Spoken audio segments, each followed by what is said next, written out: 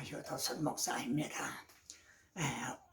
어제 올렸던 그 내용을 삭제를 하고요. 그리고 이제 수정 보완을 해서 지금 다시 올립니다. 제목을요, 욥기의 간추인 보화. 질문을 드림으로 좀 시작을 해보겠습니다. 첫째로 말이죠, 욥기를 통해서 말씀하시려는 중심 주제가 뭔가.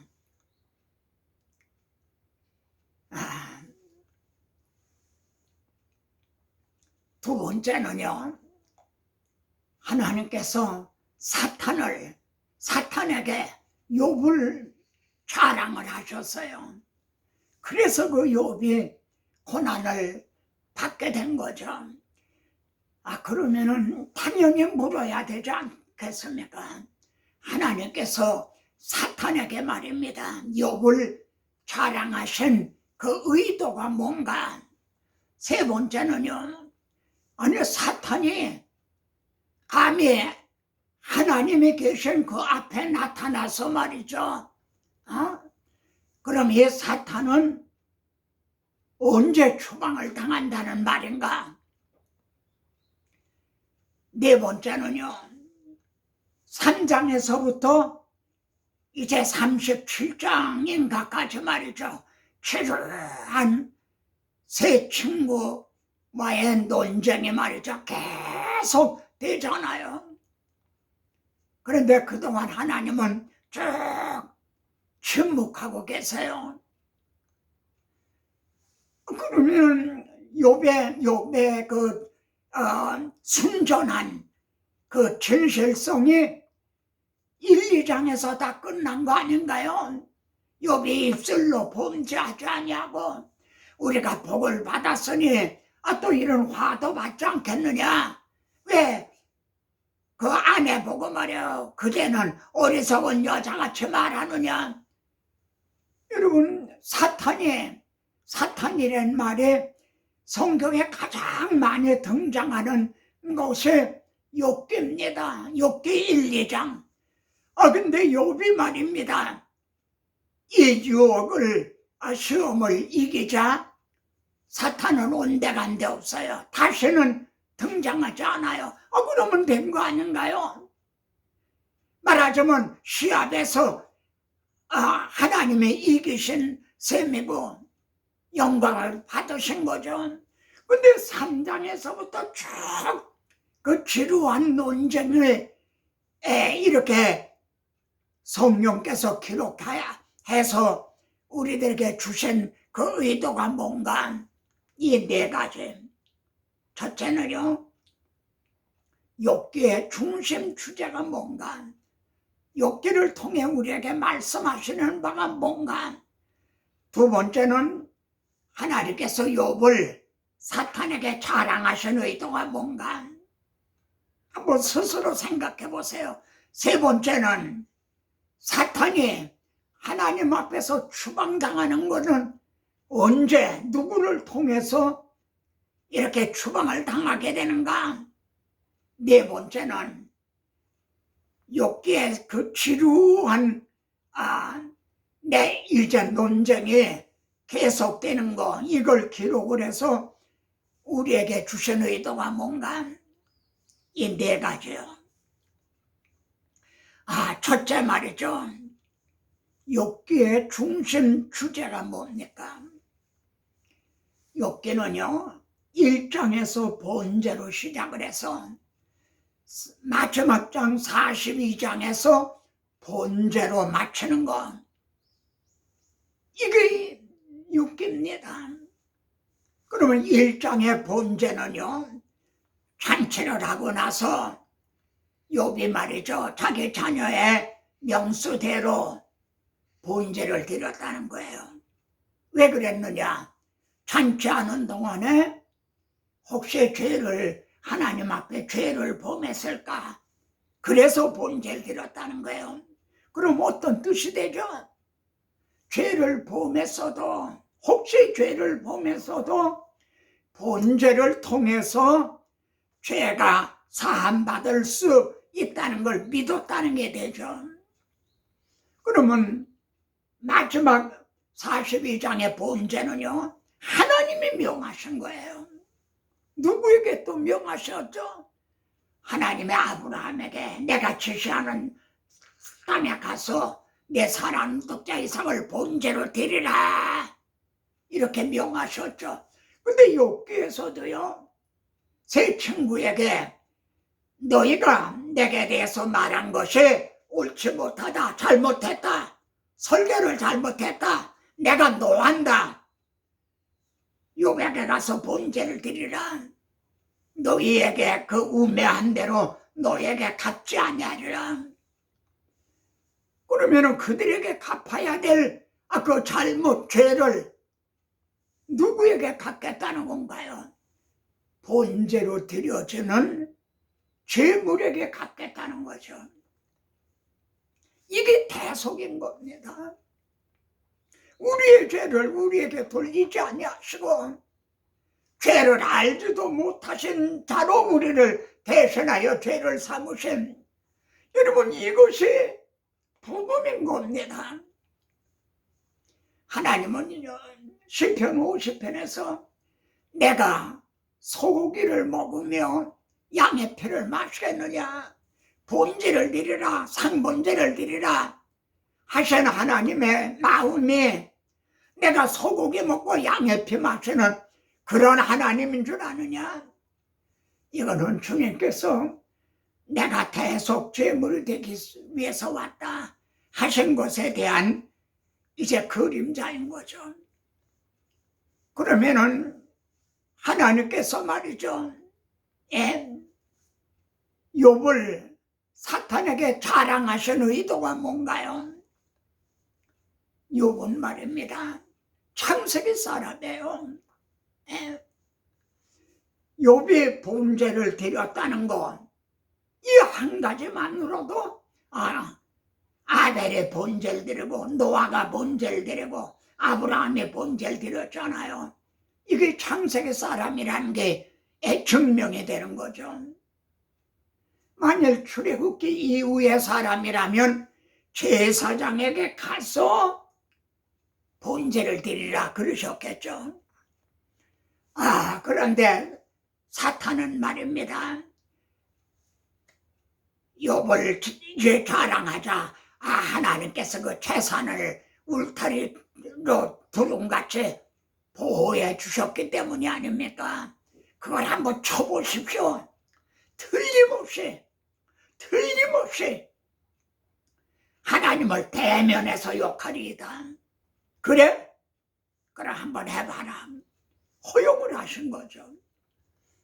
만일 욥이 그 시험을 당할 때 사탄이 말한 것처럼요, 대면에서 하나님을 원망하고 욕했다면 어떻게 되겠나요? 여러분, 이런 일이 창세기 에덴 낙원에서 있었던 겁니다. 하나님께서는 에덴 동산에 있는 다른 과일은 내가 임의로 먹지만 저거 하나, 선악을 알게 하는 거, 그건 먹지 말아라. 그걸 먹으면 넌 반드시 죽으리라. 너하고 나하고는 끝나는 거다. 근데 사탄은요, 내가 먹으면은 하나님같이 되리라. 그런데 아담하와가 누구의 말을 따랐는가요? 이런 일이 에덴 낙원에서 있었던 겁니다. 여러분, 구원 계획이 뭔 줄 압니까? 하나님께서 이사야 48장인가요? 거기에서 이렇게 말씀했죠. 내가 나를 위하여 이룰 것이라. 뭐를요? 구원 계획을 이루신다는 거예요. 어찌 내 이름을 욕되게 하려? 내 영광을 다른 자에게 주지 아니하리라. 구원 계획은요, 하나님의 나라 건설은 하나님의 이름과 명예가 걸려 있는 거예요. 에덴에서 하나님의 이름이 더럽힘을 받은 거예요. 하나님께서는 사탄에게 너희는 아담 하와를 쓰러뜨리게 한 너희는 욥을 넘어뜨릴 수 있으면 한번 넘어뜨려 봐라. 그래서 허용을 하신 거예요. 하나님께서는 욥을 통해서 하나님의 이름이 거룩히 여김을 받으시기를 원하신 거죠. 욥은 1, 2장에서는요. 정말 이 순전을 믿음을 지켰죠. 근데 3장에 가서요. 욥이 생일을 저주하니라. 그리고 어찌하여 하였었더라면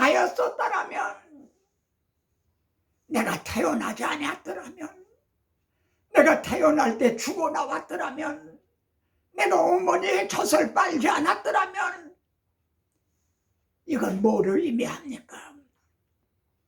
사람 중에는, 인간 중에는 하나님의 이름과 명예를 회복시킬 자가 없다는 거예요. 이 점을 이사야 59장 16절에서는요. 중재자가 없음을 이상히 여기셨다. 사람이 없고 중재자가 없다는 거예요. 그래서 하나님은 자기 팔로 스스로 구원을 베푸시며 그랬어요. 자기 팔로. 하나님 인간 중에는 없다는 거죠. 그래서 하나님이 사람의 몸을 입고 임마누엘 하신 거죠. 메시아 예언으로 유명한 이사야 53장은요. 어떻게 시작합니까? 여호와의 팔이 누구에게 나타났냐? 하나님께서 자기 팔로 스스로 구원을 베푸시면, 여러분 십자가 보고 보면 하나님이 스스로 자기 팔로 구원을 베푸신 겁니다. 그래서 이것이 하나님께서 욥을 사탄에게 자랑하신 의도입니다. 너 아담 하와를 넘어뜨린 이는 욥을 꺾을 수 있나 봐라. 1, 2장에선 이겼는데, 그러나 인간 중에는, 연약한 인간 중에는 없다는 거죠. 자, 세 번째입니다. 하나님의 아들들이 하나님 앞에 섰고 사탄도 그 가운데 있다.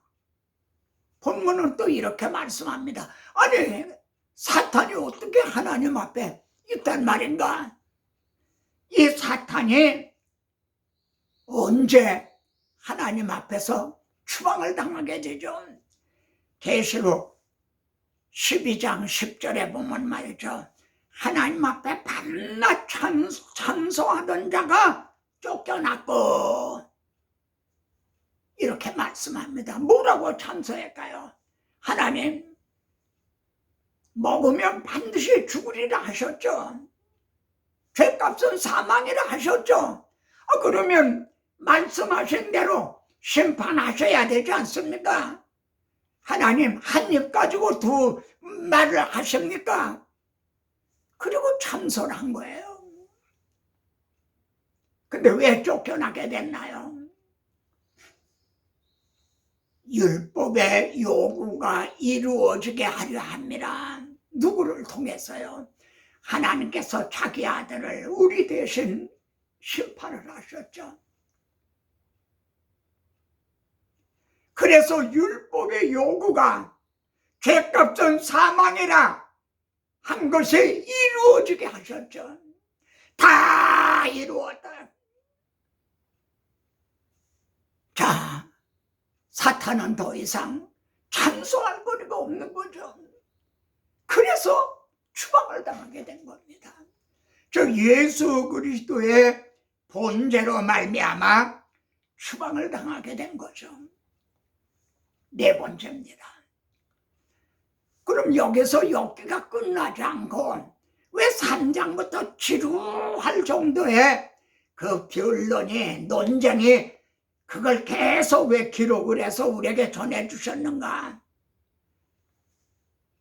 그건 분명한 겁니다. 하나님께서 마지막에 가서 말이죠, 누구 손을 들어주셨어요? 친구 손인가요? 욥의 손인가요? 엘리바스에게 말이죠, 내가 너와 내 친구에게 노하나니 너희가 내게 대하여 말한 것이 잘못한 거다 했다고 말씀하잖아요. 하나님은 그걸 쭉 듣고 계신 거예요. 그러다가 너희들이 내게 대하여 한 것이 잘못됐다.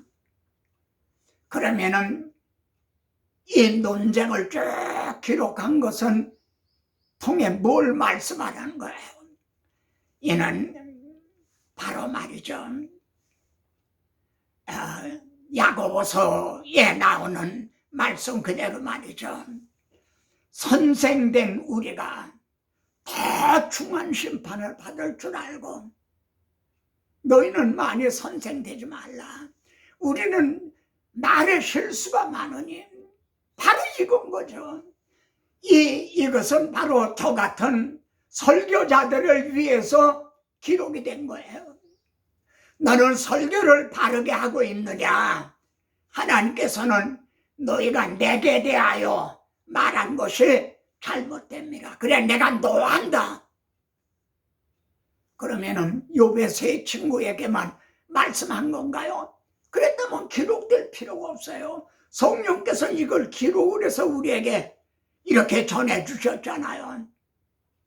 이를 통해서 과연 나는 하나님의 말씀을 가지고 강단에 서서 정말 하나님의 말씀을 기록된 목적대로 바르게 설교하고 있는가? 이거를 우리에게 깨닫게 하시기 위해서. 자, 그러면 말이죠, 욥에게는 말이죠, 마지막 하나님이 이렇게 말씀합니다. 무지한 말로 생각을 어둡게 하는 자가 누구냐? 무지한 말로. 무지가 뭡니까? 없을무 알지. 알지를 못한다는 거예요. 그럼 욥이 알지 못한 게 뭡니까? 번제를 드렸어요.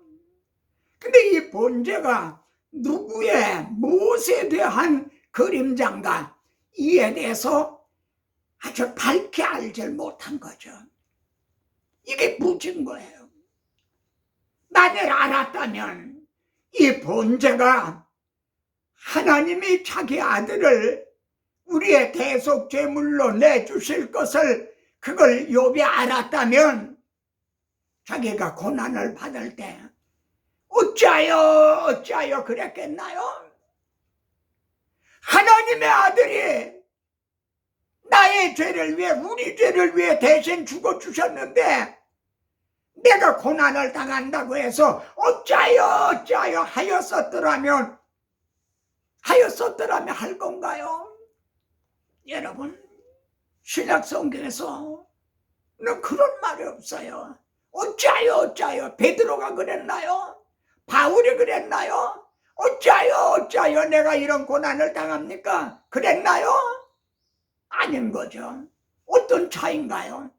욥은 예수 그리스도가 오셔서 십자가에 달리기 이전 사람이에요. 그래서 그걸 명확하게 모른 거죠.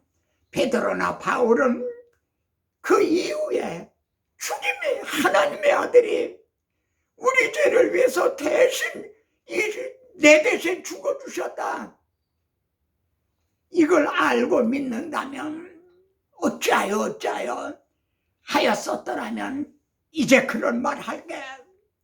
그러니까 3장 이하에 나오는 이 논쟁을 통해서요, 선생된 설교자인 우리들이 나는 과연 하나님의 말씀을 바르게 전하고 있는가, 이거를 이제 점검하게 하는 거죠. 욥에게는 무지하다고 말씀했어요. 근데 세 친구에게는 내가 내게 노하나니 그러시고요, 우매한 대로 너에게 갚지 아니라 우매라고 그랬어요. 우매가 뭐냐면 어리석을 웃자, 어둘매거든요. 그러니까 눈이 어둡다는 거예요. 욥은 무지하다 그러셨는데 세 친구에게는 우매하다, 말하자면 맹인이라는 거죠.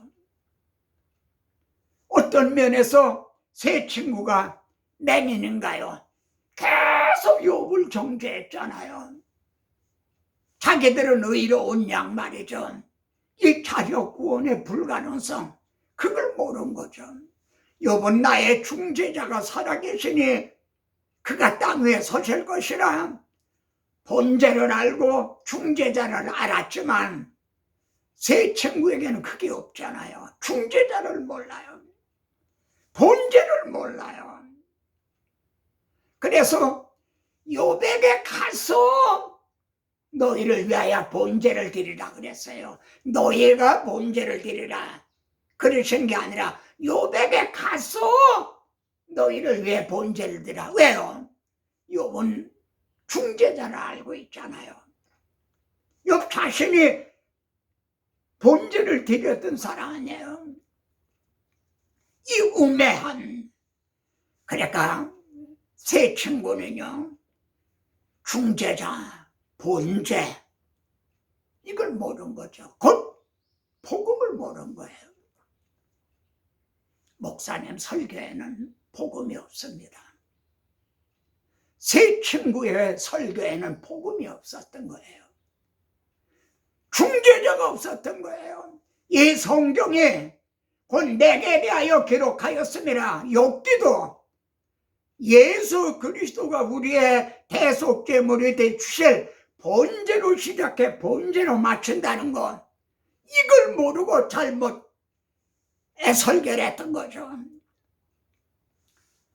그러면 성경은 문제에 대한 해답입니다. 어떻게 욥기는 끝나죠?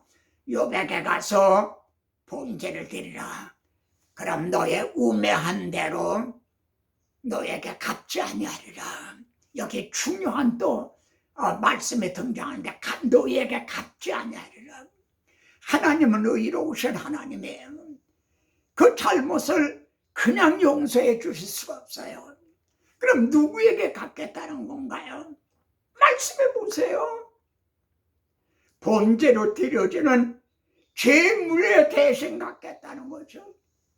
그리고 이 그림자는 우리의 죄를 우리에게 돌리지 아니하시고 내 죄는 내가 책임져라 그러시지 아니하시고 죄를 알지도 못하신 자로 우리를 대신하신 것은, 우리는 양 같아서 다 그릇 행하여 각기 제 길로 갔거늘 우리 무리의 죄악을 그에게 담당시키셨도다. 이것이 너의 우매한 대로 너에게 갚지 아니하려니. 그렇다면 여러분, 욥의 중심 주제도요, 욥기의 중심 주제도 이 성경에 내게 대하여 기록하였습니다. 예수 그리스도를 축원하기 위해서인 거죠.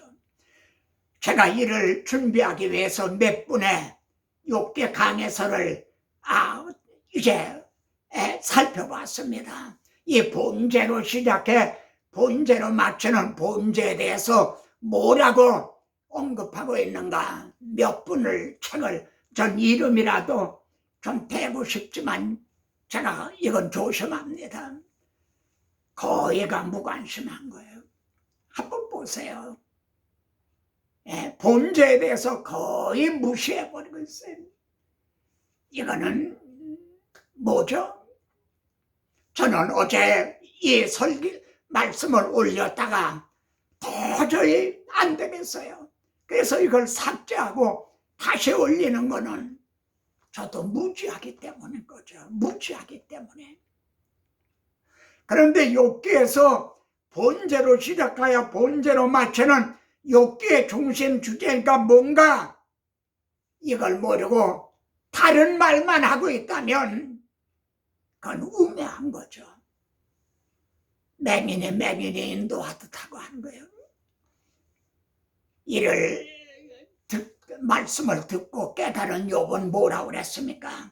내가 스스로 거두어 드리고 티끌과 재 가운데서 회개하나이다. 스스로 거두어드리고 지금까지 말한 거 설교한 거 잘못됐습니다. 이걸 다 거두어드린다는 거예요. 그리고 티끌과 죄를 무릅쓰고 회개하나이다.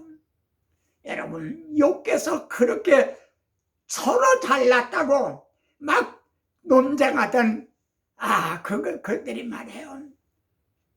회개하나이다 하는 말에 여기 처음 등장합니다. 뭘 회개했죠? 자기가 잘못 설교했다는 거죠. 하나님, 이제 욥은 이렇게 회개합니다. 무지한 말로 이치를 가른 자가 누구니까?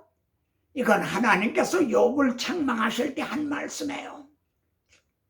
무지한 말로 이치를 가른 자가 누구냐?